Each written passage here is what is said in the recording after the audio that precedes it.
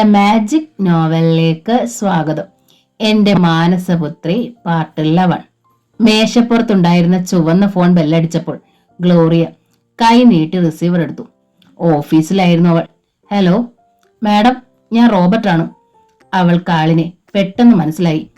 International detective ഏജൻസിയിലെ Robert. എന്റെ മൊബൈലിലേക്ക് വിളിക്കൂ, ഗ്ലോറിയ നിർദ്ദേശിച്ചു.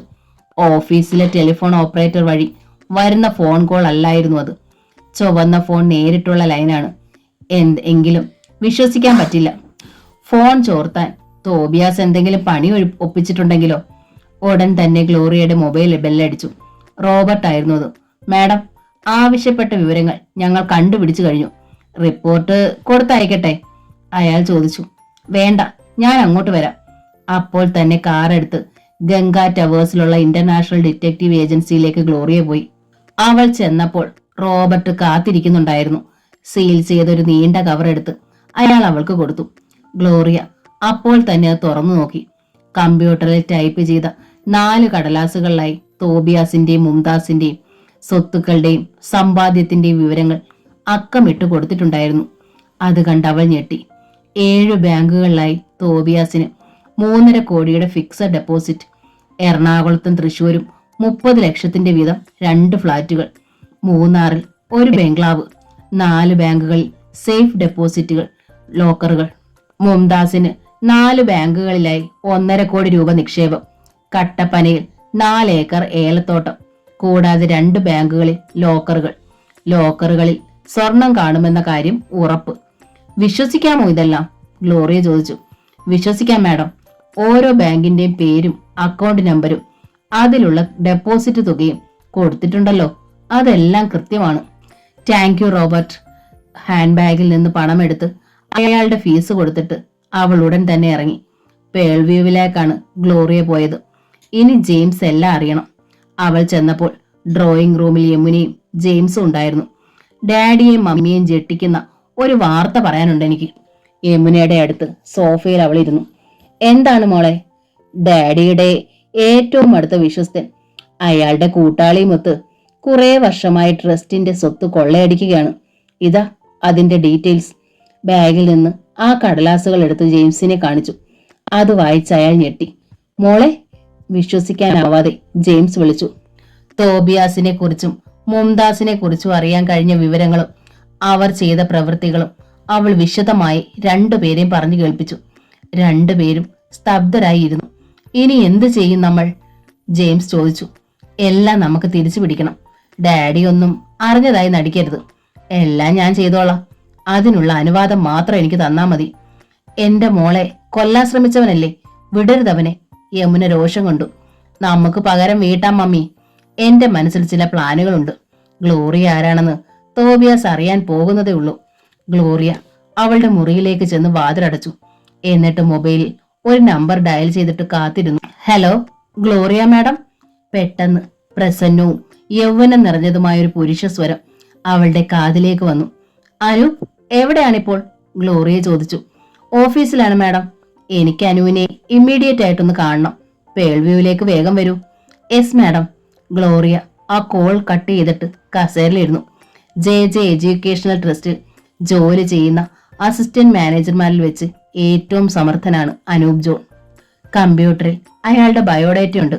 എക്കണോമിക്സിൽ ഫസ്റ്റ് ക്ലാസ് MA. അത് കഴിഞ്ഞ് MBA ഗോൾഡ് മെഡൽ വാങ്ങി പാസ്സായിട്ടുണ്ട്. വയസ്സ് 28. ഏത് ജോലി ഏൽപ്പിച്ചാലും ഭംഗിയായി കൃത്യസമയത്തിനുള്ളിൽ തന്നെ ചെയ്തു തീർക്കും. ഒരു കാര്യത്തിലും പിഴവ് പറ്റുകയില്ല. ബുദ്ധിമാനാണ്, ആത്മാർത്ഥത നിറഞ്ഞവനും. തോബിയാസിനെ കൈകാര്യം ചെയ്യാൻ അനൂപ് ജോണിന് കഴിയും. അപ്പോൾ വേണ്ട നിർദ്ദേശങ്ങൾ കൊടുത്താൽ മാത്രം മതി. 5 മിനിറ്റ് കഴിഞ്ഞപ്പോൾ അനൂപിന്റെ ചുവന്ന സാൻഡ്രോ കാർ പേൾവ്യൂ ബംഗ്ലാവിന്റെ മുറ്റത്ത് വന്നു നിന്നു. ഗ്ലോറിയ പുറത്തേക്ക് ഇറങ്ങി ചെന്നു. നമുക്ക് ഓഫീസ് റൂമിലിരുന്ന് സംസാരിക്കാം, അവൾ പറഞ്ഞു. ബംഗ്ലാവിന്റെ ഔട്ട് ഹൗസ് അവൾ വലിയ വീട്ടിലെ ഓഫീസായി രൂപാന്തരപ്പെടുത്തിയിരുന്നു. ഔട്ട് ഹൗസിലെ എയർ കണ്ടീഷൻ ചെയ്ത ഓഫീസ് മുറിയിൽ മേശയുടെ ഇരുവശത്തുമായി 2 പേരും അഭിമുഖമായിരുന്നു. നമ്മുടെ ജനറൽ മാനേജർ മിസ്റ്റർ തോബിയാസിനെ കുറിച്ച് എന്താണ് അനൂപിന്റെ അഭിപ്രായം? പുഞ്ചിരിയോടെ ഗ്ലോറിയ ചോദിച്ചു. അനൂപ് ഒരു നിമിഷം ആലോചിച്ചു. ആൾ മിടുക്കനാണ്, പക്ഷേ തോബിയാസ് സാറിനെ എനിക്കിഷ്ടമല്ല. ഹീസ് ക്രൂക്കഡ് ആൻഡ് കണ്ണിങ്, അയാൾ പറഞ്ഞു. വളരെ ശരിയാണ് അനൂപ് പറഞ്ഞത്. കുബുദ്ധിയും കുതന്ത്രവുമാണ് അയാളുടെ മുഖമുദ്രകൾ. ട്രസ്റ്റിൽ നിന്ന് കോടിക്കണക്കിന് പണം മുംതാസുമായി ചേർന്ന് അപഹരിച്ചിട്ടുണ്ട്. ഡിറ്റക്റ്റീവ് ഏജൻസിയിൽ നിന്ന് കിട്ടിയ റിപ്പോർട്ടിന്റെ കോപ്പി എടുത്ത് അവൾ അനൂപിന് കൊടുത്തു. മൈ ഗോഡ്, അയാൾ ഇത്ര ഭയങ്കരനാണോ? അത് വായിച്ചിട്ട് അയാൾ ആശ്ചര്യപ്പെട്ടു. ഈ തുക മുഴുവൻ എനിക്ക് അയാളിൽ നിന്ന് തിരിച്ചു പിടിക്കണം. അതിന് അനുവിന്റെ സഹായം എനിക്ക് വേണം. എന്നോടൊപ്പം നിൽക്കാമോ?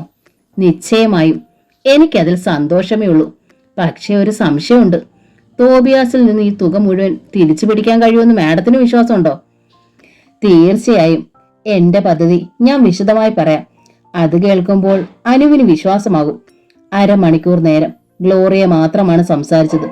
അവൾ ഉപയോഗിക്കാൻ പോകുന്ന തന്ത്രങ്ങൾ കേട്ട് കഴിഞ്ഞപ്പോൾ അനുവിന് അവളിലുള്ള മതിപ്പ് വർദ്ധിച്ചു. മാഡം തീർച്ചയായും വിജയിക്കും. ഞാൻ വിജയിച്ചാൽ അന്ന് തോബിയാസ് ട്രസ്റ്റിന് പുറത്താണ്. ജനറൽ മാനേജറുടെ ഒഴിവ് വരുന്ന സ്ഥാനത്ത് നിയമിക്കപ്പെടാൻ പോകുന്നത് അനുവായിരിക്കും. Thank you madam. അപ്പോൾ നമ്മൾ നാളെ മുതൽ ജോലി ആരംഭിക്കുന്നു. യെസ്. അവൾ എഴുന്നേറ്റ് അയാളുടെ നേരെ കൈ നീട്ടി. അനൂപുടൻ തന്നെ യാത്ര പറഞ്ഞു പോയി. അയാൾ തന്റെ വലയിൽ വീണെന്ന് ഗ്ലോറിയയ്ക്ക് ബോധ്യമായി. അവൾ ജെയിംസിന്റെയും യമുനയുടെ അടുത്തേക്ക് വന്നു. തോബിയാസിന്റെ പതനം തുടങ്ങിക്കഴിഞ്ഞു ഡാഡി. ഇനി ഞെട്ടിക്കുന്ന പലതും സംഭവിക്കും. പക്ഷേ ഡാഡി ഞെട്ടരുത്.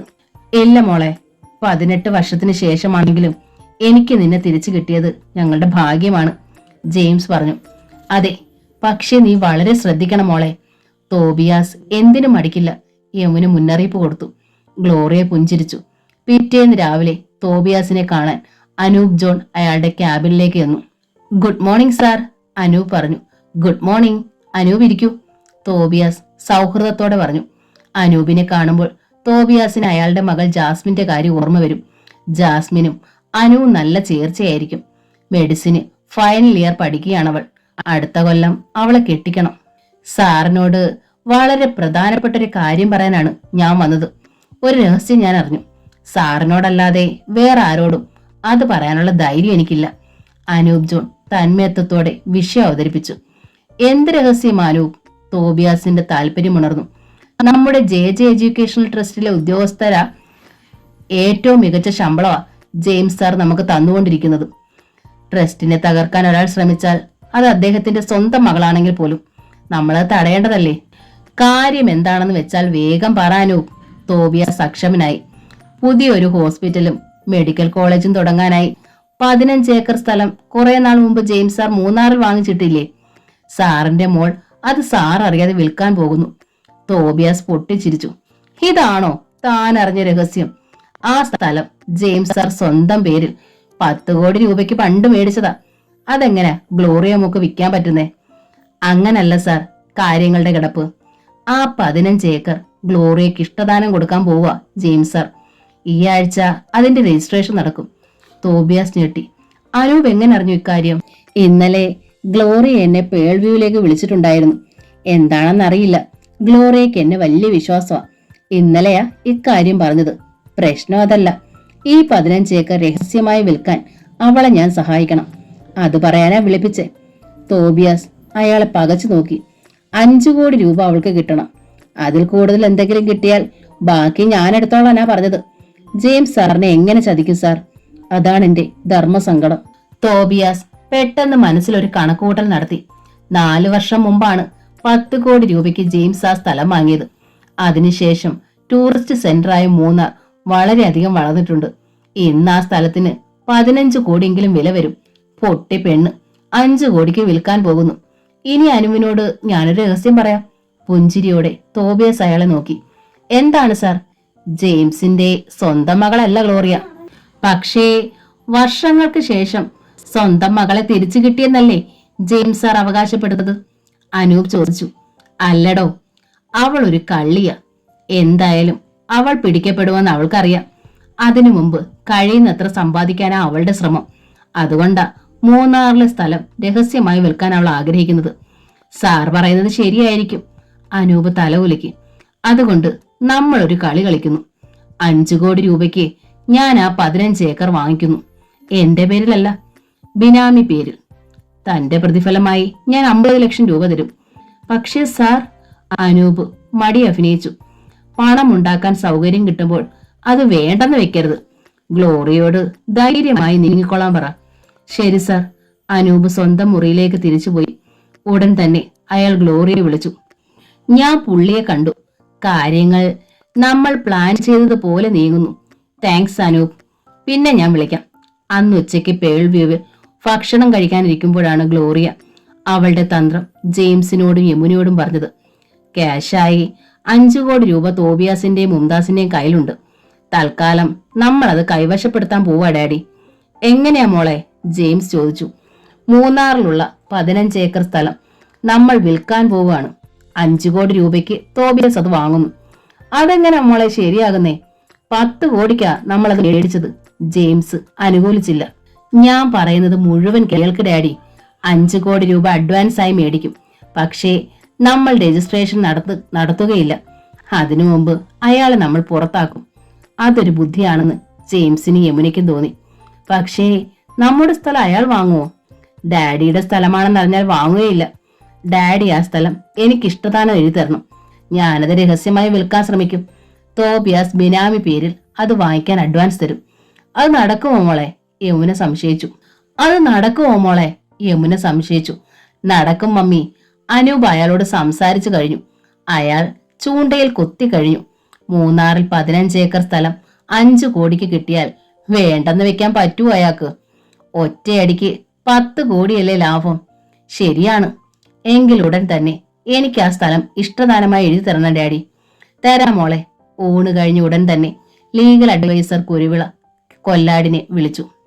കുരുവിള സാർ ഇന്ന് തന്നെ ഇങ്ങോട്ടൊന്ന് വരണം. എനിക്കൊരു ഇഷ്ടദാനം ഡ്രാഫ്റ്റ് ചെയ്യാനാണ്. അത് കേട്ട് ഗ്ലോറിയ ചിരിച്ചു. അഥവാ എന്നെങ്കിലും പേൾവ്യൂ ബംഗ്ലാവിൽ നിന്ന് ഇറങ്ങി പോകേണ്ടി വന്നാലും വെറും കൈയോടെ പോകേണ്ടി വരില്ല. മൂന്നാറിൽ 15 ഏക്കർ സ്ഥലവും ബാങ്കിൽ 5 കോടി രൂപയും ഉണ്ടായിരിക്കും. സൂരജ് മേനോൻ മാറി മാറി പ്രകാശിനെയും ഫാദർ കുര്യോക്കോസിനെയും നോക്കി. ഞങ്ങൾ അന്വേഷിച്ചിട്ട് ഇതുവരെ സോഫിയെ കുറിച്ച് ഒരു തുമ്പും കിട്ടിയില്ല.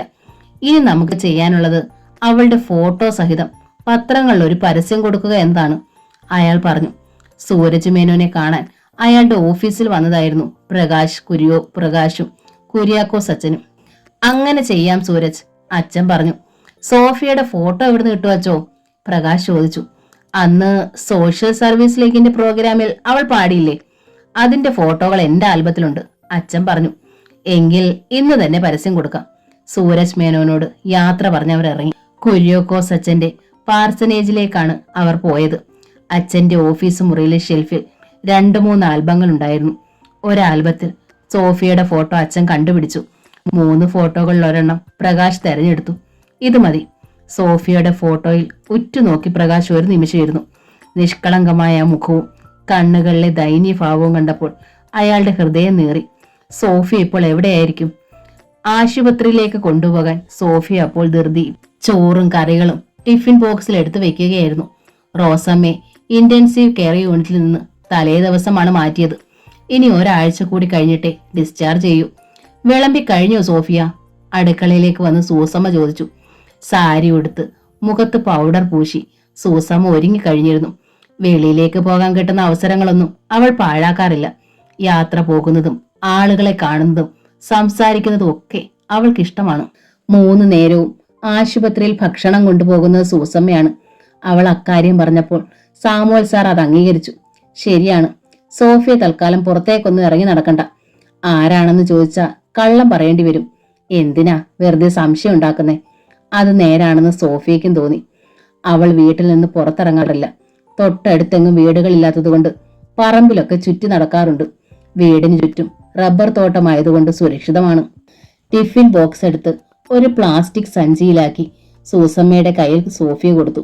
പോരുമ്പോ അമ്മച്ചി മാറിയിട്ട് തുണികൾ കൂടി കൊണ്ടുവരണേ ചേച്ചി, അവൾ പറഞ്ഞു. ഇന്ന് മാറാനുള്ളതൊക്കെ എടുത്തു വെച്ചിട്ടില്ലേ നീ? സൂസമ്മ ചോദിച്ചു. അതെല്ലാം ആ കവറിലുണ്ട്. എന്നാൽ ഞാൻ പോയിട്ട് വരാം. പരിചയമില്ലാത്ത ആരെങ്കിലും വന്നാൽ കതക് തുറക്കണ്ട കേട്ടോ.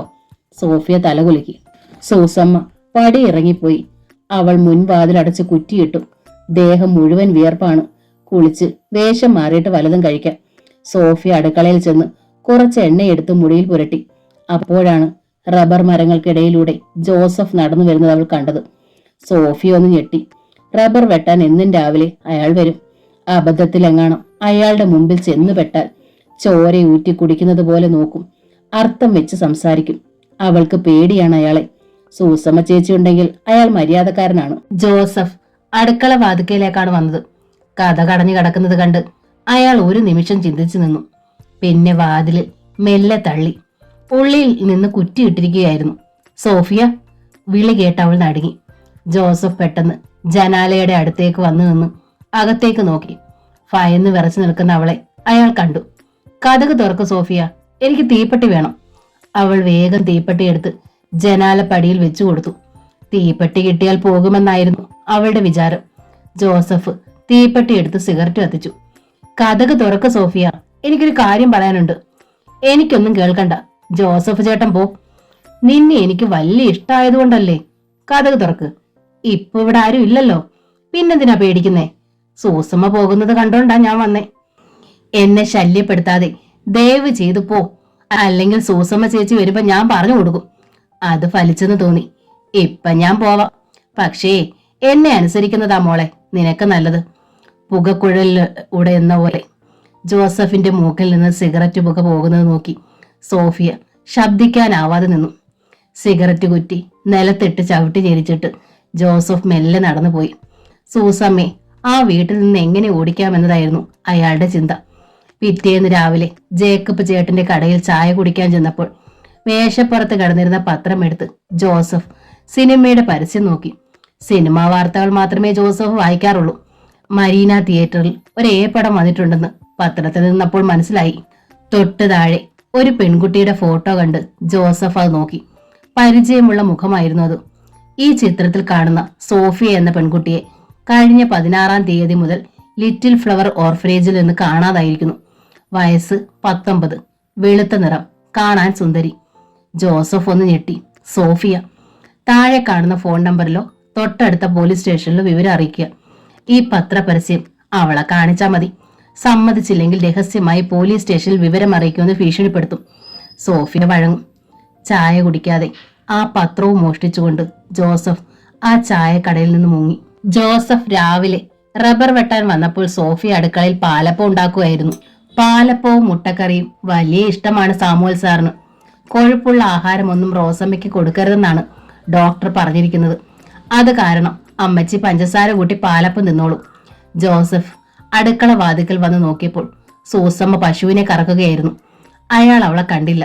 സോഫിയയുടെ ശ്രദ്ധ ആകർഷിക്കാൻ ജോസഫ് 1-2 വട്ടം മുരടനക്കി.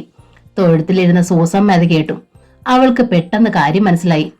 എന്താ ജോസഫേ, തൊണ്ടയ്ക്കൊരു കാറൽ? ജലദോഷമുണ്ടേ വീട്ടിൽ ചെന്ന് ഇത്തിരി കുരുമുളക് കാപ്പി ഉണ്ടാക്കി കുടിക്കേ. ഞങ്ങളുടെ അടുക്കള വാതിലിന്റെ മുമ്പിൽ വന്ന് താളം ചവിട്ടിട്ട് ഒരു കാര്യമില്ല. പോ ചെല്ല്, അവൾ വിളിച്ചു പറഞ്ഞു. ജോസഫ് പിന്നെ അവിടെ നിന്നില്ല. ബക്കറ്റും വെട്ടുകത്തിയുമായി പറമ്പിലേക്ക് പോയി. അയാൾക്ക് സൂസമ്മയോട് തീർത്താൽ തീരാത്ത പക തോന്നി. നിന്നെ ഒരു ദിവസം സൗകര്യത്തിന് എന്റെ കയ്യിൽ കിട്ടുമടി. അന്ന് നിന്റെ ഇളക്കം ഞാൻ തീർത്തു തരാം. അയാൾ മുരണ്ടു. സൂസമ്മ സാമുവൽ സാറിന്റെ വീട്ടിൽ ജോലിക്ക് വന്നിട്ട് കൊല്ലം 3 വന്ന കാലത്ത് അവളെ വശത്താക്കാൻ ജോസഫ് അടവുകൾ 18 പ്രയോഗിച്ചു നോക്കിയതാണ്. പക്ഷേ അവൾ വീണില്ല. പെണ്ണിന്റെ ശരീരമുണ്ടേലും സൂസമ്മ പെണ്ണല്ലായിരിക്കും ചാക്കോച്ചാ. കള്ളശാപ്പിൽ വെച്ച് ഒടുവിൽ കൂട്ടുകാരനോട് അങ്ങനെ പറഞ്ഞാണ് ജോസഫ് ആശ്വസിച്ചത്. പക്ഷേ സോഫിയയുടെ കാര്യത്തിൽ താൻ വിജയിക്കുമെന്ന് അയാൾക്ക് തോന്നി. പത്രത്തിൽ വന്ന പരസ്യം കാണിക്കുമ്പോൾ അവൾ തന്റെ കാൽക്കൽ വീഴും. ആരോടും പറയാതിരിക്കാൻ വേണ്ടി അവൾ എന്തിനും തയ്യാറാകും. ചിരട്ടകളിൽ നിറഞ്ഞ റബ്ബർ പാൽ ഒരു മൂളിപ്പാട്ടോടെ അയാൾ ബക്കറ്റിലേക്ക് ഒഴിച്ചു. ജോസഫ് പ്രതീക്ഷിച്ചതുപോലെ അല്പനേരം കഴിഞ്ഞപ്പോൾ സാരി ഉടുത്ത് സൂസമ്മ പ്ലാസ്റ്റിക് സഞ്ചിയിൽ സാമുവൽ സാറിനും റോസമ്മയ്ക്കും പ്രാതലുമായി ആശുപത്രിയിലേക്ക് പോകാൻ ഇറങ്ങി. അത് കണ്ടയാൾ റബ്ബർ മരത്തിന്റെ മറവിലേക്ക് മാറി നിന്നു. ജോസഫിന്റെ ഹൃദയം ഉച്ചത്തിൽ മിടിക്കാൻ തുടങ്ങി. ഇപ്പോൾ വീട്ടിൽ സോഫിയ മാത്രമേ ഉള്ളൂ. ഇതാണ് പറ്റിയ അവസരം. വിറകുപുരയുടെ പിന്നിൽ ഒളിച്ചു വെച്ചിരുന്ന പാത്രവുമായി അയാൾ വീണ്ടും അടുക്കള മുറ്റത്തേക്ക് ചെന്നു. അപ്പോഴാണ് സോഫിയ അകത്തു നിന്ന് മുറ്റത്തേക്ക് ഇറങ്ങി വന്നത്. ജോസഫിനെ കണ്ട് അവൾ ഒന്ന് ഞെട്ടി. രക്ഷപ്പെടാനായി അവൾ പെട്ടെന്ന് തിരിഞ്ഞു. പക്ഷേ അയാൾ അതിനു മുമ്പേ അവളുടെ മുമ്പിൽ കയറി വന്നു നിന്നു. പോകാൻ വരട്ടെ മോളെ, നീ ലിറ്റിൽ ഫ്ലവർ ഓർഫനേജിൽ നിന്ന് ഒളിച്ചോടി പോന്നതല്ലേ? അയാളുടെ ചോദ്യം കേട്ട് സോഫിയ നടുങ്ങി. ഇതിപ്പം ഞാൻ എങ്ങനെ അറിഞ്ഞെന്നായിരിക്കും. ദാണ്ടെ പത്രത്തിൽ ഫോട്ടോ സഹിതമാ പരസ്യം വന്നിരിക്കണേ. പത്രം നിവർത്തി അയാൾ അവളെ കാണിച്ചു. സോഫിയ വീണ്ടും ഞെട്ടി. നീ ഇവിടെ ഒളിച്ചു താമസിക്കുവാണെന്ന് എനിക്ക് മാത്രമേ അറിയൂ. സ്റ്റേഷനിൽ ചെന്ന് പറഞ്ഞാൽ ആ നിമിഷം പോലീസ് വന്ന് നിന്നെ ഇവിടുന്ന് കൊണ്ടുപോകും. പോലീസ് വന്നാൽ തന്നെ അവർ ലിറ്റിൽ ഫ്ലവർ കോൺവെന്റിൽ കൊണ്ടുവന്ന് മദർ ബിയാട്രസിനെ ഏൽപ്പിക്കും. ഡാനിയെ കൊണ്ട് തന്നെ കെട്ടിക്കും. വേണ്ട, പറയരുത്. അപേക്ഷാഭാവത്തിൽ സോഫിയ അയാളെ നോക്കി. ഇല്ല സോഫിയ, ഞാൻ പറയത്തില്ല. പക്ഷേ പകരം നീ എനിക്കൊരു സഹായം ചെയ്യണം. ഇന്ന് രാത്രിയിൽ 10 മണിക്ക് ഞാൻ ഇവിടെ വരും. അടുക്കള വാതിൽ തുറന്ന് നീ ഇറങ്ങി വരണം. ഞാൻ 2 തവണ ചൂളമടിക്കും. അതാണ് സിഗ്നൽ. അവൾ ഭീതിയോടെ അയാളെ നോക്കി. സൂസമ്മയോട് പറയരുത്, ആരോടും പറയരുത്. പറഞ്ഞാൽ നാളെ രാവിലെ മുറ്റത്ത് പോലീസുകാർ വരും, മനസ്സിലായോ? അവളുടെ കവിളിൽ നുള്ളിയിട്ട് അയാൾ വീണ്ടും പറമ്പിലേക്ക് പോയി. അകത്ത് കയറി വാതിലടച്ചിട്ട് സോഫിയ ഓടിച്ചെന്ന് കട്ടിലേക്ക് വീണു. അവൾ പൊട്ടിക്കരഞ്ഞു. താൻ ഇപ്പോൾ ചെകുത്താന്റെയും കടലിന്റെയും ഇടയ്ക്കാണ്. അങ്ങോട്ടും ഇങ്ങോട്ടും പോകാൻ വയ്യ. സൂസമ്മയ്ക്ക് അറിയില്ല താൻ ഓർഫനേജിൽ നിന്ന് ഒളിച്ചോടി വന്നതാണെന്ന്. അവളോട് പറയാൻ വയ്യ. പറഞ്ഞാൽ ജോസഫുമായി അവൾ വഴക്കുണ്ടാക്കും. ജോസഫ് പോലീസിൽ അറിയിക്കും. സൂസമ്മ ആശുപത്രിയിൽ നിന്ന് വന്നപ്പോൾ സോഫിയ കരഞ്ഞു തളർന്ന് കിടക്കുകയായിരുന്നു. എന്തു പറ്റി സോഫിയ നിനക്ക്? അവളുടെ കോലം കണ്ട് സൂസമ്മ ചോദിച്ചു. എനിക്ക് നല്ല സുഖമില്ല ചേച്ചി. വയറുവേദനയാണോ? സോഫിയ മൂളി. ഓ, മറ്റേതിൻ്റെതായിരിക്കും അല്ലേ? കാര്യം മനസ്സിലായ മട്ടിൽ സൂസമ്മ ചോദിച്ചു. കൂടുതലൊന്നും ചോദിക്കാതിരിക്കാൻ വേണ്ടി സോഫിയ തല കുലുക്കി. എന്നാൽ അനങ്ങാതെ കിടന്നു. എഴുന്നേൽക്കണ്ട, ഞാൻ നല്ല ചൂട് കാപ്പി ഉണ്ടാക്കിത്തരാം. സൂസമ്മ അവൾക്ക് കാപ്പി ഉണ്ടാക്കി കൊടുത്തു. സോഫിയ അന്ന് ഒന്നും കഴിച്ചില്ല. അവൾക്ക് വിശപ്പില്ലായിരുന്നു. അന്ന് രാത്രി അവൾ നേരത്തെ ഉറങ്ങാൻ കടന്നു. 2 പേരും 2 മുറികളിലാണ് ഉറങ്ങുന്നത്. ടൈം പീസിലായിരുന്നു സോഫിയയുടെ കണ്ണ്. പുറത്തൊരു പട്ടി കുരയ്ക്കുന്ന ശബ്ദം കേട്ടാൽ പോലും അവൾ ഞെട്ടി. മണി 10 ജോസഫിന്റെ ചൂളം വിളിക്കായി കാതോർത്തവൾ കിടന്നു. എന്തു വന്നാലും വാതിൽ തുറക്കുകയില്ല. പോലീസ് വന്ന് തന്നെ ഓർഫനേജിലേക്ക് കൊണ്ടുപോകട്ടെ. ഉറങ്ങാതെ അവൾ ഭയന്ന് വിറച്ച് കിടന്നെങ്കിലും ജോസഫിന്റെ ചൂളം വിളി കേട്ടതേയില്ല. നേരം വെളുത്തു. ജോസഫിന് പകരം രാവിലെ അയാളുടെ അളിയൻ ജോസ് ആണ് റബ്ബർ വെട്ടാൻ വന്നത്. ജോസഫിന് എന്തു പറ്റി ജോസേ? വെള്ളമടിച്ച് വല്ലയിടത്തും വീണ് കിടക്കുവാണോ? സൂസമ്മ ചോദിച്ചു. അപ്പോ സൂസമ്മയൊന്നും അറിഞ്ഞില്ലേ? ഇല്ല.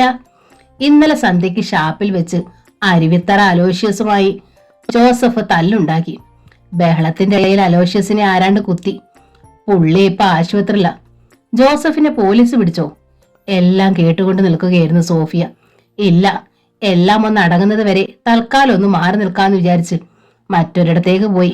അലോഷ്യസിനെ കുത്തിയത് ജോസഫ് അല്ല സൂസമ്മേ. അത് ജോസഫ് പറയുന്നതല്ലേ? അല്ല, കണ്ടവരുണ്ട്. പക്ഷേ പോലീസിന്റെ പിടിയിൽപ്പെട്ടാൽ അവര് ശരിക്ക് തല്ലും. അതുകൊണ്ടാ ഒളിവിൽ പോയെ. സോഫിയ ദീർഘമായൊന്ന് നിശ്വസിച്ചു. തൽക്കാലം ജോസഫിൽ നിന്ന് രക്ഷപ്പെട്ടിരിക്കുന്നു.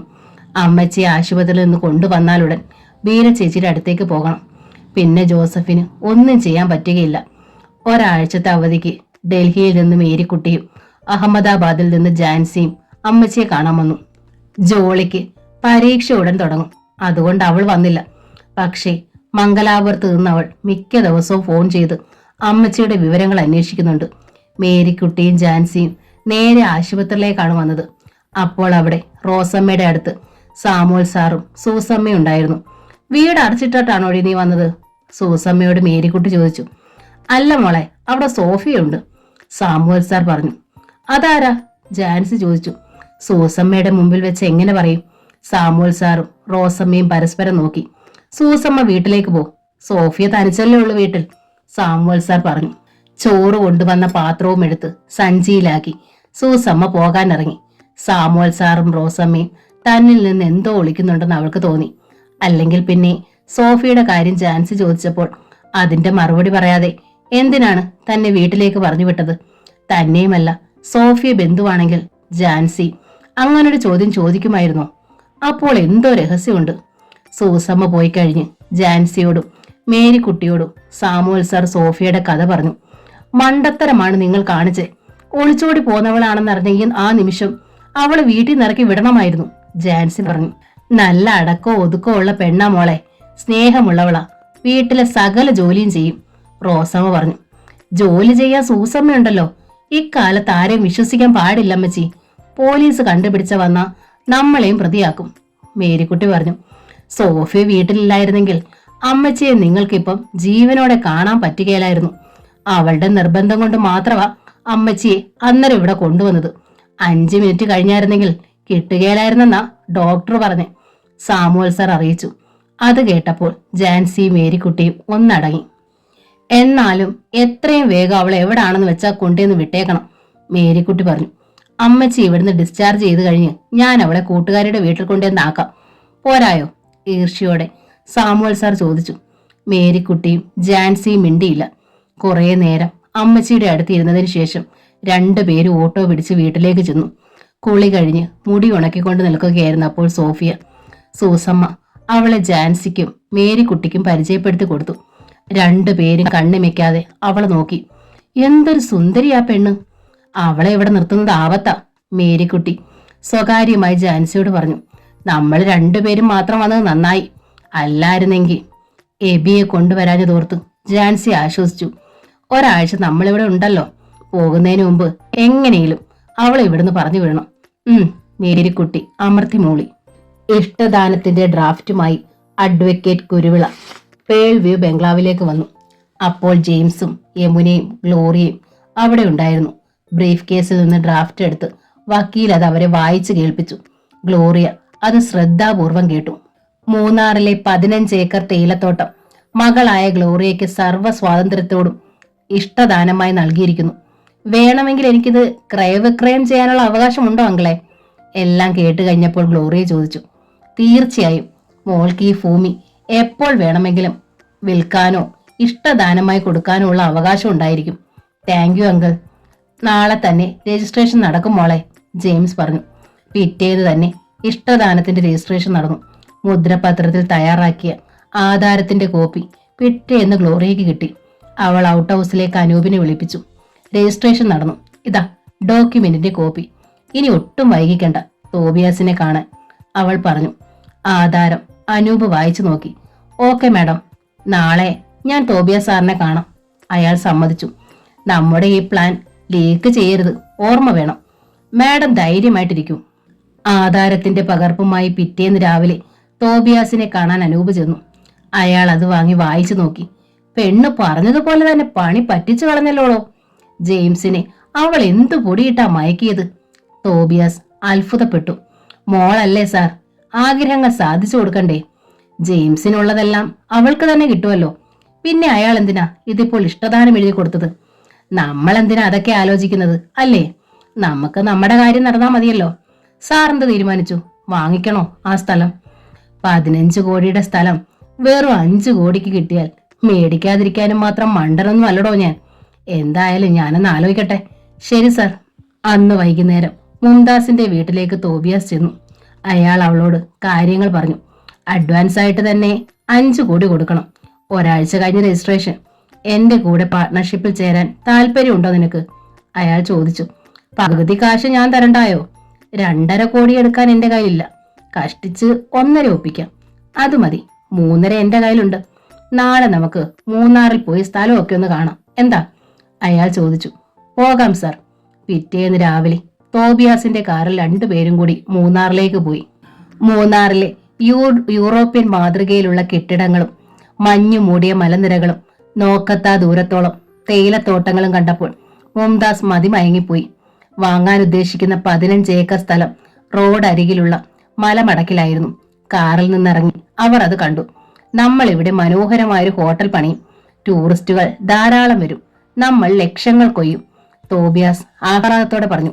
എനിക്കിവിടെ ഒരു ബംഗ്ലാവ് പണിയിച്ചു തരാമോ സാർ? മുംതാസ് ചോദിച്ചു. 1 അല്ല 2 ബംഗ്ലാവുകൾ പണിയിക്കും ഞാൻ. 1 നിനക്കും മറ്റേത് എനിക്കും. പക്ഷേ നമ്മൾ താമസിക്കുന്നത് ഒരേ ബംഗ്ലാവിലായിരിക്കും. ആ ഓർമ്മയിൽ മുംതാസിന്റെ ശരീരം കോരിത്തരിച്ചു. സ്വന്തം പേരിൽ നമുക്ക് സ്ഥലം മേടിക്കാൻ പറ്റത്തില്ലല്ലോ സാർ. തിരിച്ചു പോരുമ്പോൾ മുംതാസ് പറഞ്ഞു. പറ്റില്ല, ബിനാമിയായിട്ട് രജിസ്ട്രേഷൻ നടക്കും. അല്ലെങ്കിൽ നമ്മളാണ് തോട്ടം മേടിക്കുന്നതെന്ന് അവൾ മനസ്സിലാക്കും. കച്ചവടം നടക്കത്തില്ല. പിന്നെ ആരുടെ പേരിൽ മേടിക്കും? തൽക്കാലം എന്റെ മോളുടെയും നിന്റെ മോളുടെയും പേരിൽ മേടിക്കാം. കുടുംബ വീട്ടിലെ അഡ്രസ്സ് കൊടുത്താൽ മതി. ഗ്ലോറിയയ്ക്ക് മനസ്സിലാകത്തില്ല. പിന്നീട് നമുക്കത് നമ്മുടെ 2 പേരുടെയും പേരിലേക്ക് മാറ്റാം. അത് മതി. പിറ്റേന്ന് ഗ്ലോറിയയുടെ പേരിൽ 1.5 കോടിയുടെ ഡിമാൻഡ് ഡ്രാഫ്റ്റ് മുംതാസും 3.5 കോടിയുടേത് തോബിയാസും ബാങ്കിൽ നിന്നെടുത്തു.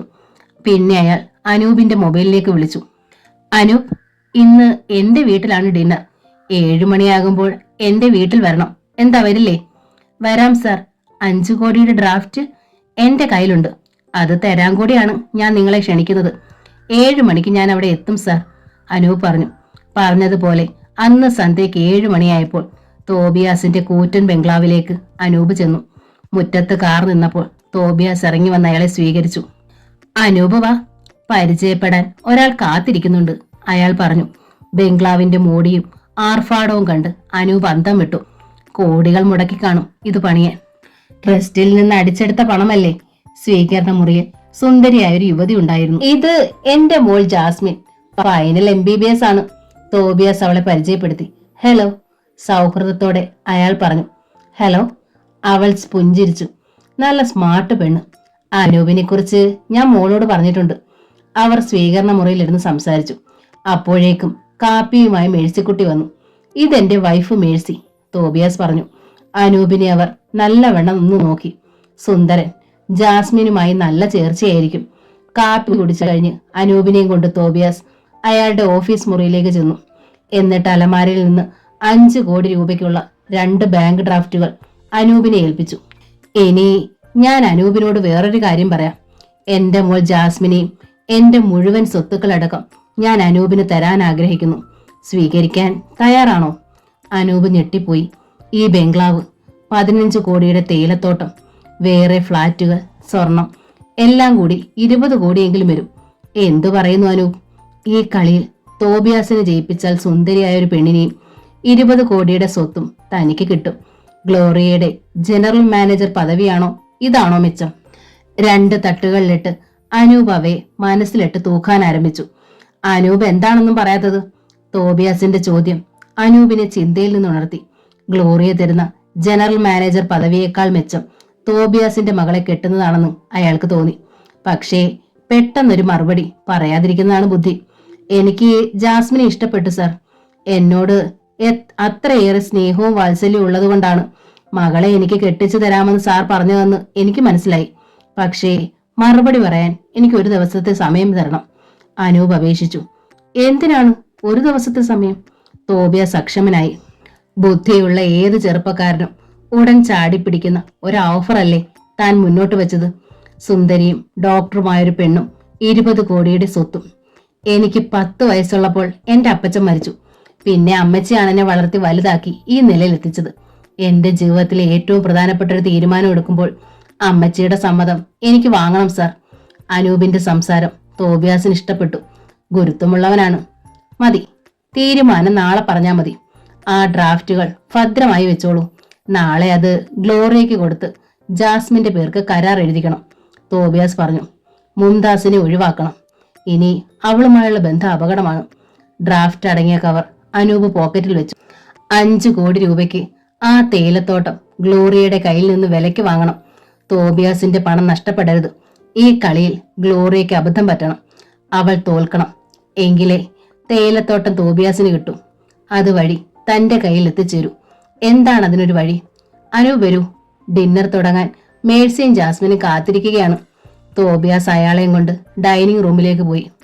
ഈ നേരത്ത് തോബിയാസിന്റെ ബംഗ്ലാവിന്റെ മുൻവശത്തുള്ള റോഡിൽ ഒരു കറുത്ത കാർ അല്പം മാറി പാർക്ക് ചെയ്തിട്ടുണ്ടായിരുന്നു.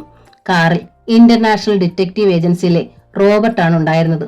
അനൂപിന്റെ നീക്കങ്ങൾ നിരീക്ഷിക്കാൻ ഗ്ലോറിയ പ്രൈവറ്റ് ഡിറ്റക്റ്റീവിനെ ഏർപ്പെടുത്തിയിരുന്നു. സെൽഫോൺ എടുത്ത് ഗ്ലോറിയയുടെ നമ്പർ റോബർട്ട് ഡയൽ ചെയ്തു. ഉടൻ തന്റെ കണക്ഷൻ കിട്ടി. ഗ്ലോറിയ അവളുടെ മുറിയിലിരുന്ന് TV-യിൽ ഒരു ഇംഗ്ലീഷ് സിനിമ കാണുകയായിരുന്നു.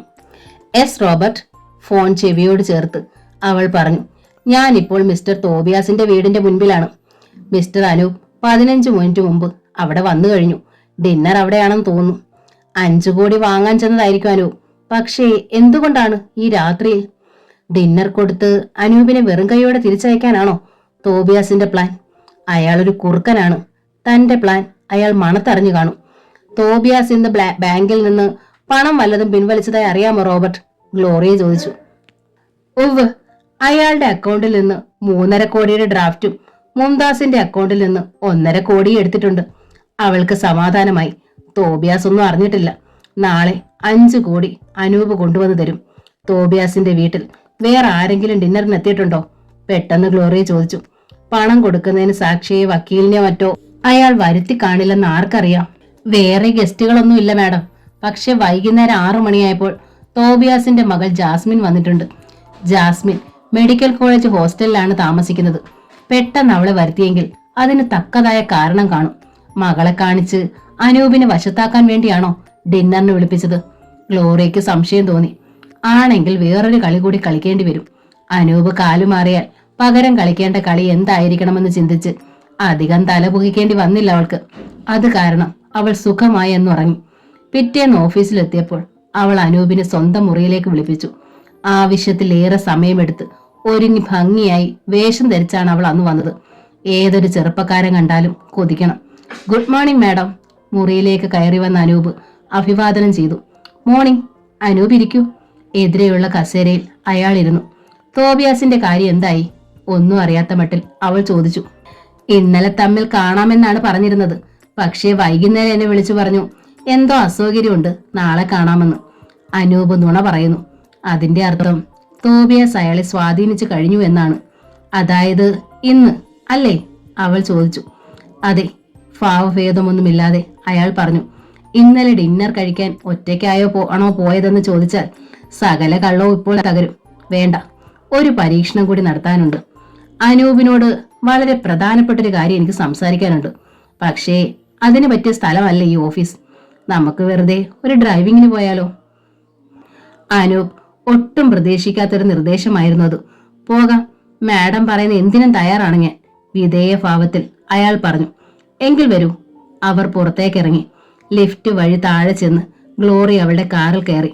മുൻവശത്തെ ഡോർ അവൾ അനൂപിന് തുറന്നു കൊടുത്തു. അയാൾ ഫ്രണ്ട് സീറ്റിലിരുന്നു. ബീച്ചിലേക്കാണ് ഗ്ലോറിയ കാർ ഓടിച്ചത്. അവൾ ഒന്നും മിണ്ടിയില്ല. അവൾക്ക് സംസാരിക്കാനുള്ളത് എന്താണെന്നറിയാൻ അനൂപ് കാത്തിരുന്നു. ബീച്ചിലെത്തി കാർ നിന്നു. ഇരുവരും കാറിൽ നിന്നിറങ്ങി. നീലക്കടലിന് അഭിമുഖമായി രണ്ടുപേരും നിന്നു. തോബിയാസിനെ ഡീൽ ചെയ്യാൻ അനൂപിനെ തന്നെ ഞാൻ സെലക്ട് ചെയ്യാൻ കാരണം എന്താണെന്നറിയാമോ?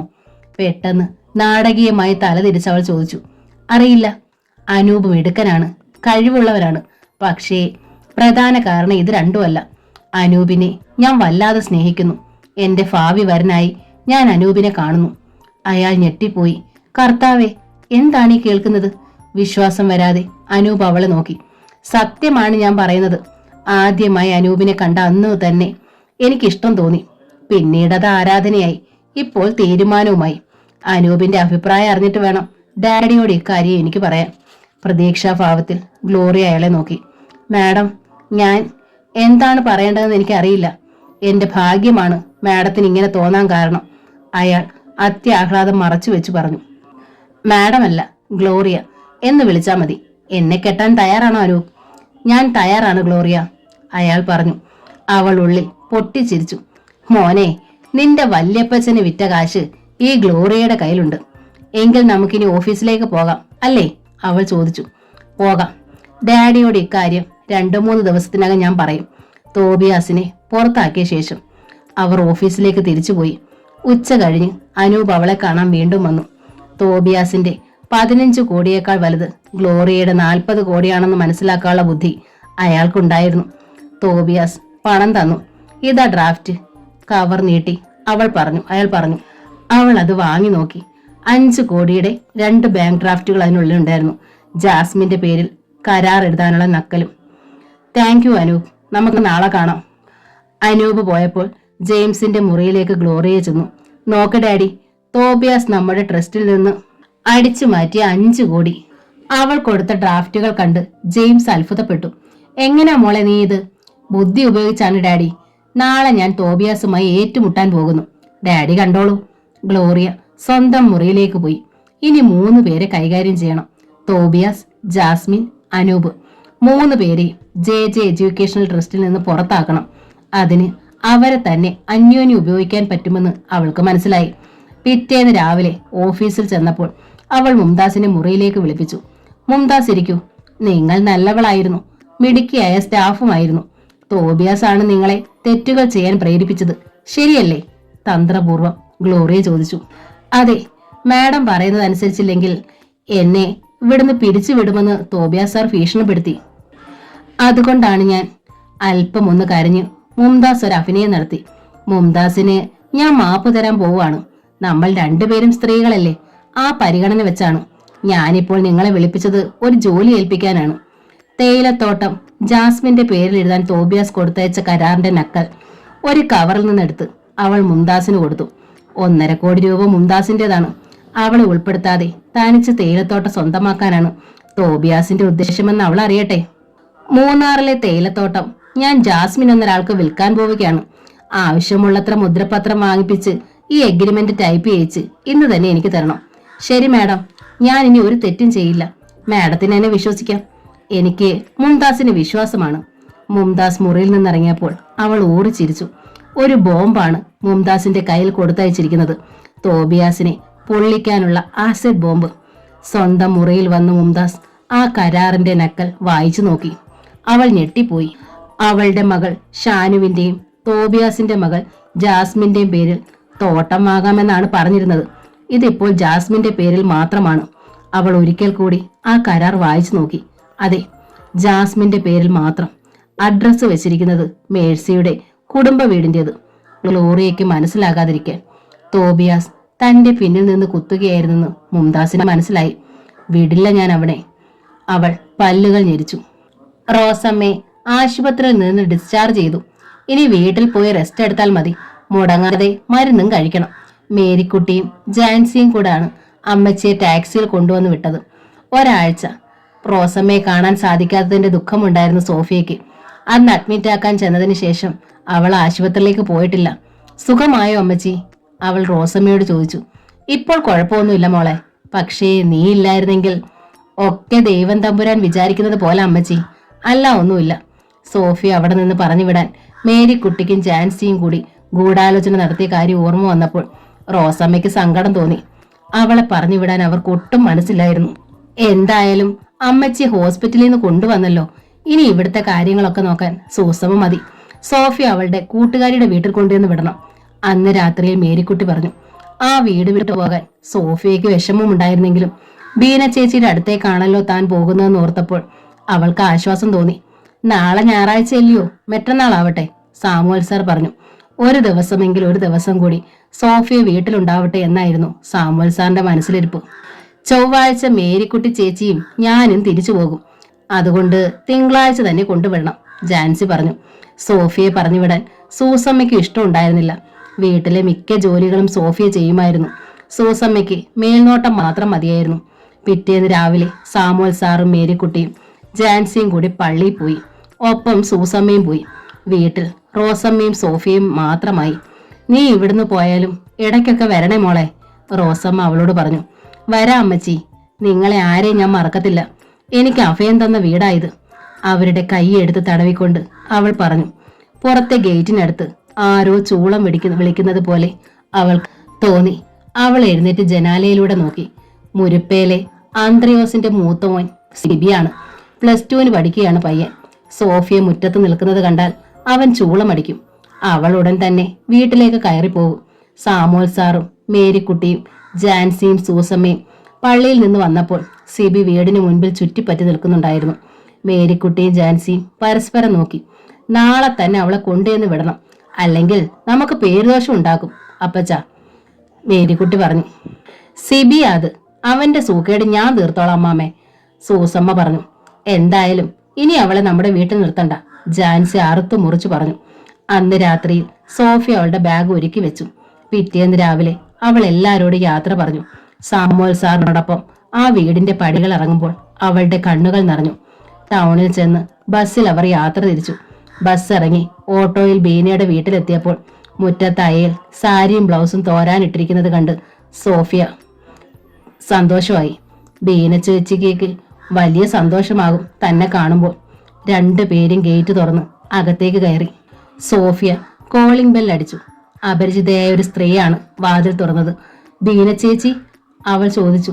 ബീനയും മോളും മെനഞ്ഞാന്ന് ദുബായിലേക്ക് പോയല്ലോ, ഞങ്ങൾ പുതിയ താമസക്കാരാ, ആ സ്ത്രീ പറഞ്ഞു. ഞെട്ടലോടെ സോഫിയ തല തിരിച്ച് സാമുവൽ സാറിനെ നോക്കി. നിന്റെ ബീന ചേച്ചി ദുബായിലേക്ക് പോയെന്നല്ലേ പറഞ്ഞത്? ഇനി എന്ത് ചെയ്യും സോഫിയ? പരിഭ്രമത്തോടെ സാമുവൽ സാർ ചോദിച്ചു. എനിക്കറിയില്ല സാർ, എനിക്കിനി പോകാനൊരിടവുമില്ല, നിറ കണ്ണുകളോടെ സോഫിയ പറഞ്ഞു. പെട്ടെന്നാണ് പ്രകാശിന്റെ കാര്യം അവൾക്ക് ഓർമ്മ വന്നത്. പ്രകാശ് സാറിന് ഒരു തരത്തിലും ബുദ്ധിമുട്ടുണ്ടാക്കരുത് എന്ന് വിചാരിച്ചാണ് ഇതുവരെ അവൾ അയാൾക്ക് ഫോൺ പോലും ചെയ്യാതിരുന്നത്. താൻ ഇവിടുണ്ടെന്നറിഞ്ഞാൽ പ്രകാശ് സാർ പാഞ്ഞു വരും. അപ്പോൾ അത് പലരും അറിയും, വാർത്ത പരക്കും. ലിറ്റിൽ ഫ്ലവർ കോൺവെന്റിലെ സിസ്റ്റർമാർ പോലീസിന്റെ സഹായത്തോടെ തന്നെ കൊണ്ടുപോകും. ഡാനിക്ക് തന്നെ കെട്ടിച്ചു കൊടുക്കും. ഇനി എന്ത് ചെയ്യും സോഫിയ? വീണ്ടും സാമുവൽ സാർ ചോദിച്ചു. പ്രകാശ് സാറിന്റെ സഹായം തേടാതെ പറ്റില്ല. നമുക്ക് ടൗണിലേക്ക് പോകാം സാർ, എനിക്കൊന്ന് ഫോൺ ചെയ്യണം, സോഫിയ പറഞ്ഞു. വന്ന ഓട്ടോയിൽ തന്നെ അവർ ടൗണിലേക്ക് തിരിച്ചുപോയി. ആദ്യം കണ്ട ടെലിഫോൺ ബൂത്തിനടുത്ത് അവൾ ഓട്ടോ നിർത്തിച്ചു. ബാഗിലുണ്ടായിരുന്ന നോട്ട്ബുക്കിൽ കുറിച്ചിട്ടിരുന്ന നമ്പർ നോക്കി പ്രകാശിന്റെ മൊബൈലിലേക്ക് സോഫിയ വിളിച്ചു. ഏറെ നേരം കാത്തു നിന്ന ശേഷമാണ് ബെല്ല് കേട്ടത്. പിന്നെ പ്രകാശിന്റെ സ്വരം വന്നു. ഹലോ. കാതിൽ വീണ സംഗീതം പോലെയായിരുന്നു ആ വാക്ക്. ആ വിഷമാവസ്ഥയിലും അവൾ കോരിത്തരിച്ചു. സാർ, ഞാനാണ് സോഫിയ. സോഫിയ, നീ എവിടുന്നാ വിളിക്കുന്നേ? നീ സുഖമായിരിക്കുന്നോ? എന്താ ഇതുവരെ എന്നെ വിളിക്കാഞ്ഞേ? പറ, എവിടെയാ നീ ഇപ്പോ? മലവെള്ളച്ചാട്ടം പോലെയാണ് പ്രകാശിന്റെ ചോദ്യങ്ങൾ വന്നത്. ഞാനിപ്പോൾ മൂവാറ്റുപുഴയിലാണ് സാർ. ഇതുവരെ വിളിക്കാഞ്ഞതിന് എന്നോട് പൊറുക്കണം. അതുവരെ ഉണ്ടായ സംഭവങ്ങൾ ചുരുക്കി അവൾ പറഞ്ഞു. ബീന ചേച്ചി ദുബായിലേക്ക് പോയി. ഇനി എന്ത് ചെയ്യണമെന്ന് എനിക്ക് അറിയില്ല സാർ. അവൾ തേങ്ങി. ഞാനിപ്പോ വീട്ടിലില്ല സോഫിയ, മാനന്തവാടിയിലാണ്. ചാച്ചന്റെ അനിയന് കാർ ആക്സിഡന്റ് ഉണ്ടായി. ഇവിടെ ഹോസ്പിറ്റലിലാണ്. കാണാൻ വന്നതാ. നാളെ കഴിഞ്ഞ് ഞാൻ അവിടെ വരാം. നീ സാമുവൽ സാറിന് ഫോണൊന്ന് കൊടുത്തേ. സാമുവൽ സാറിന് അവൾ റിസീവർ കൊടുത്തു. സാർ, ഞാൻ പ്രകാശ് മാത്യു ആണ്. സോഫിയയുടെ കോളേജിലെ അധ്യാപകനാണ്. എന്ന് മാത്രമല്ല, അവളെ കെട്ടാൻ പോകുന്ന ആളുമാണ്. സോഫിയ പറഞ്ഞ കഥകളിലൂടെ സാമുവൽ സാറിന് പ്രകാശിനെ കുറിച്ച് അറിയാമായിരുന്നു. പ്രകാശിനെ എനിക്കറിയാം, പറയൂ. 2 ദിവസം കൂടി സോഫിയെ സാറിന്റെ വീട്ടിൽ താമസിപ്പിക്കണം. മറ്റന്നാൾ ഞാനങ്ങ് വന്നോളാം. ഇതെന്റെ ഒരു അപേക്ഷയാണ്. 2 ദിവസം കൂടി സോഫിയെ വീട്ടിൽ താമസിപ്പിക്കാൻ ബുദ്ധിമുട്ടുണ്ടാവില്ലെന്ന് അദ്ദേഹത്തിന് തോന്നി. അങ്ങനെ ചെയ്യാം, അദ്ദേഹം സമ്മതിച്ചു. പ്രകാശ് അദ്ദേഹത്തിന്റെ മേൽവിലാസവും ഫോൺ നമ്പറും വാങ്ങി. നമുക്ക് വീട്ടിലേക്ക് പോകാം, പ്രകാശ് വരും. റിസീവർ വെച്ചിട്ട് സാമുവൽ സാർ സോഫിയോട് പറഞ്ഞു. അവൾക്ക് ആശ്വാസമായി. അപ്പോൾ തന്നെ അവർ വീട്ടിലേക്ക് തിരിച്ചു. മേരിക്കുട്ടിയും ജാൻസിയും എന്തു പറയുമെന്ന ആശങ്ക അദ്ദേഹത്തിനുണ്ടായിരുന്നു. പക്ഷേ 2 ദിവസത്തെ കാര്യമല്ലേ ഉള്ളൂ. വീട്ടിൽ വന്നപ്പോൾ സാമുവൽ സാറിനോടും ഒപ്പം സോഫിയെ കണ്ട് മേരിക്കുട്ടിയും ജാൻസിയുടെ മുഖങ്ങൾ ഇരുണ്ടു. എന്താ പോയതുപോലിങ്ങ് പോകുന്നത്? ഈർഷ്യയോടെ മേരിക്കുട്ടി ചോദിച്ചു. സാമുവൽ സാർ കാര്യം പറഞ്ഞു. 2 ദിവസം കഴിഞ്ഞാൽ അവളെ കൊണ്ടുപോകാൻ പ്രകാശ് വരും. അതുവരെ അവൾ ഇവിടെ നിൽക്കട്ടെ മോളെ. അയാൾ വരുമോടി? ജാൻസി ചോദിച്ചു. വരും ചേച്ചി, സാറിന് എന്നെ അത്രയ്ക്ക് ഇഷ്ടമാണ്, സോഫിയ പ്രതീക്ഷയോടെ പറഞ്ഞു.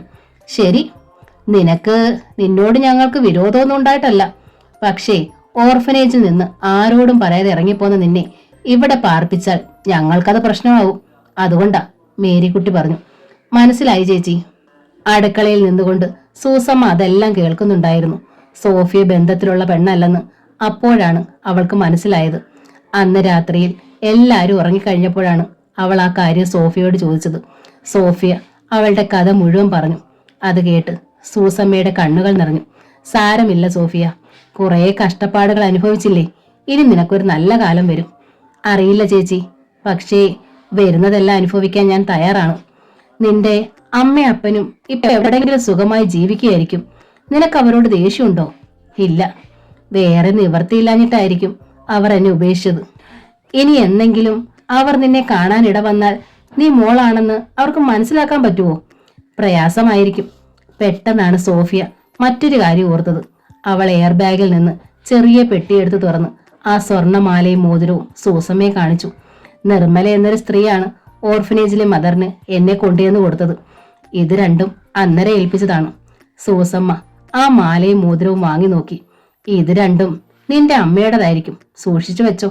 നിന്റെ അമ്മയെ കണ്ടുപിടിക്കാൻ ഇത് നിന്നെ സഹായിക്കും. സോഫിയ അത് രണ്ടും വാങ്ങി പെട്ടിയിൽ വെച്ച് അടച്ചു. അന്ന് പാതിര കഴിഞ്ഞു അവർ ഉറങ്ങിയപ്പോൾ. മറ്റന്നാൾ പ്രകാശ് സാർ വരുമല്ലോ എന്ന സന്തോഷത്തിലായിരുന്നു അവൾ. പിറ്റേന്ന് രാവിലെ മേരിക്കുട്ടിയും ജാൻസിയും തിരിച്ചുപോയി. എറണാകുളത്ത് റെയിൽവേ സ്റ്റേഷൻ വരെ സാമുവൽ സാറും പോയി. ആ സമയത്താണ് സൂസമ്മയുടെ ആങ്ങള തോമസ് ഊട്ടിയുടെ ഫോൺ വന്നത്. അപ്പച്ചന്റെ കാര്യം വലിയ പ്രയാസത്തിലാടി, അറിയിക്കേണ്ടവരെയൊക്കെ അറിയിച്ചോളാനാണ് ഡോക്ടർ പറഞ്ഞേ. ഇപ്പൊ വന്ന ബോധത്തോടെ നിനക്ക് കാണാം. ഞാൻ വരാ ഇച്ചായ. ക്യാൻസർ ആയിട്ട് കുറെ നാളായി കിടപ്പായിരുന്നു സൂസമ്മയുടെ അപ്പച്ചൻ. അമ്മച്ചി, എനിക്ക് ഇപ്പൊ തന്നെ പോണം. സാറ് വരുന്നവരെ നിൽക്കാൻ എനിക്ക് പറ്റത്തില്ല, അവൾ റോസമ്മയോട് പറഞ്ഞു. നീ പോയിട്ട് വാ, എനിക്ക് കൂട്ടിന് സോഫിയുണ്ടല്ലോ. അവർ 1000 രൂപയെടുത്ത് സൂസമ്മയ്ക്ക് കൊടുത്തു. അവൾ അപ്പോൾ തന്നെ വീട്ടിലേക്ക് പുറപ്പെട്ടു. ബസ്സിൽ 2 മണിക്കൂർ യാത്രയുണ്ട്. എന്റെ മാനസപുത്രി എന്ന നോവലിന്റെ ഈ ഭാഗം ഇവിടെ പൂർണ്ണമാവുകയാണ്. ഈ നോവൽ നിങ്ങൾക്ക് ഇഷ്ടമായെങ്കിൽ ലൈക്ക് ചെയ്ത്, ഷെയർ ചെയ്ത്, സബ്സ്ക്രൈബ് ചെയ്യണേ. താങ്ക്